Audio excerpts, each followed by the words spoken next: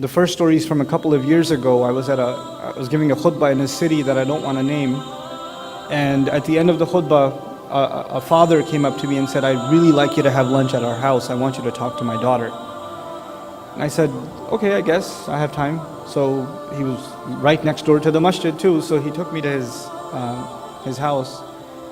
And his daughter, he said, if you're okay with it, my daughter has some questions about Islam, etc., etc. If you don't mind, you can help her answer some of them. So his daughter comes out. By the way, this is a Muslim family, born and raised Muslims. Parents are born and raised Muslims. Children are raised Muslims.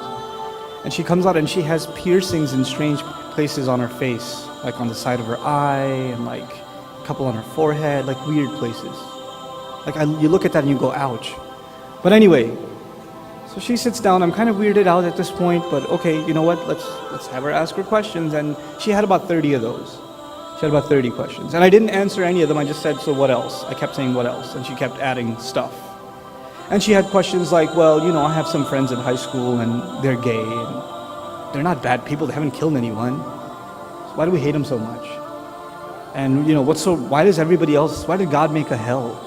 Why do you have to do that? What's the point? And if he wanted to make a hell, then why did he create us to begin with? If he knows we're going to go there, then why did he do that to us?" And she said, "Well, what's so bad about having a boyfriend? It's not like, murder. I'm not that bad. What's the big deal? Why did we make such a big deal out of everything?" And I said, at this point, internally, I've already had 3 heart attacks, but externally, I'm saying to her, "What else?" And she just keeps going and going and going. And mind you, her father is sitting there, so if I'm having seizures, I felt really sad for him, I really did. And she just kept going and going, and at the end of her 30 questions, I said, "Okay, I'm willing to spend time with you and discuss these issues with you, but I'd rather you just answer one of my questions first. If you could do that, then we can probably have a good, well-directed conversation." There was a copy of Quran sitting on the dining table. So I picked it up. I said, "Do you really actually believe this is from God? Sent by an angel, through an angel, to a man, sallallahu alaihi wasallam? And whatever this has is perfect instruction for you and for me to live our lives in the best possible way. And if we live our lives this way, we'll find happiness here and forever. And if we don't, we'll find misery here and forever. Do you actually believe that?" She goes, "No, I'm not so sure."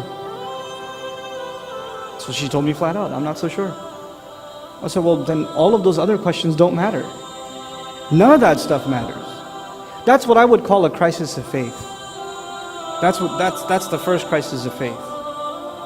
And she's not the only one. I've seen this story play itself out. And a lot of people have those kinds of questions. They don't ask them. They don't ask them.